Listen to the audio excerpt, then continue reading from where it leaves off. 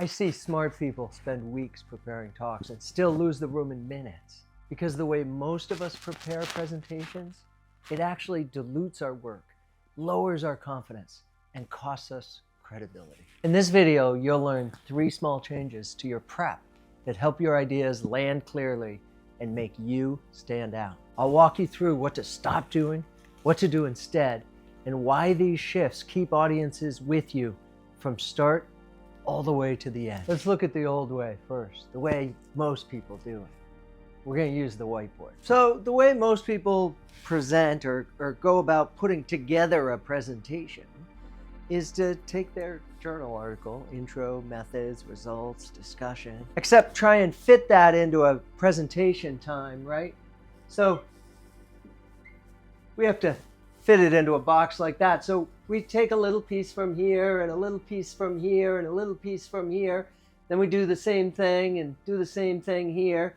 And then we end up with a bunch of little pieces, right, from those different sections. And we get into the time. Say we have 12 minutes. This journal article, this filing cabinet, if we went through the whole thing, it's 30 to 40 minutes. But we only have 10 or 12, so we throw most of it out and we just filter down. And then what we do is we make a slide for each one of these. We can't really remember what we decided to keep and what we decided not to keep. There was no real logic to all of that. We kept trimming and kept trimming and kept trimming until it fit. So we need notes. So we build those notes. And then we call those notes our slide deck. So what we've done is we've taken everything in that journal article, grabbed some pieces, actually thrown away some pieces, so that because we don't have enough time to do the whole thing. And then we've written notes because we can't remember what we decided to say and what we decided to leave out. Doesn't work very well. Doesn't work very well. The logic from here to here, the logic of trimming is broken.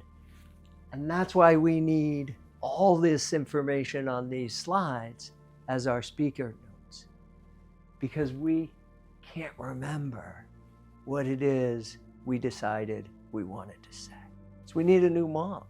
This model doesn't work. What about if instead we think about how people consume the information? How do people read the journal article? How could we put it together in the way people would read rather than in the filing cabinet format? And that's what we want to do. We want to switch from this old way of trim, trim, trim to a new way that says, let's think about how people read and let's do that instead. Here's how it's going to work. We need to get rid of this model, so we're just going to take that right out of here. And we don't need to trim this down. What we need to do is we need to find the foundation of our talk. We need to build the foundation of our talk, okay? And that foundation of our talk should be a basic understanding of what we did, how we did it, and why we did it. What, how, and why. That's the foundation that you need. One of the ways I teach people to do it is a really simple sentence that covers these things. Okay? In order to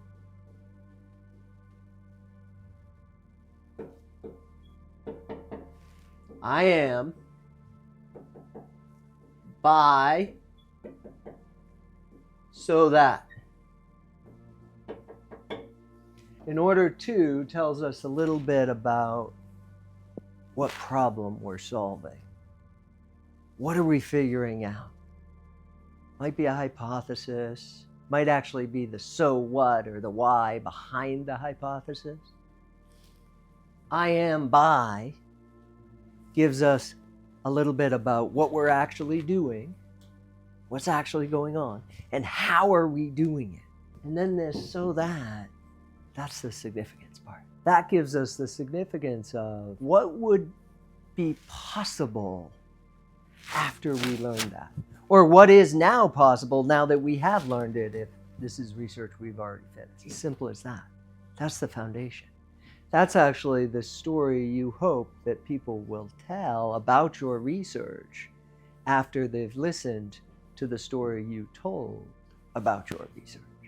So that foundation is where we need to start. Okay?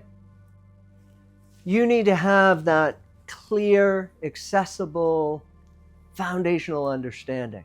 Not trim from here, but a solid foundation. And then you're actually not going to start here. You're going to start somewhere people would with a journal article, which might be about a result, might be about a discussion, might be about a methodology. You're going to start up there because that's interesting.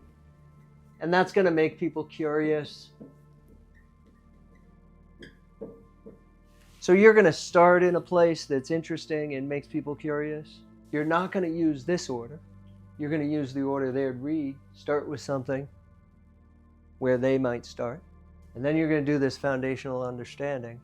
And that's going to give you a 1-minute talk, a 2-minute talk. You'll add a few details in there.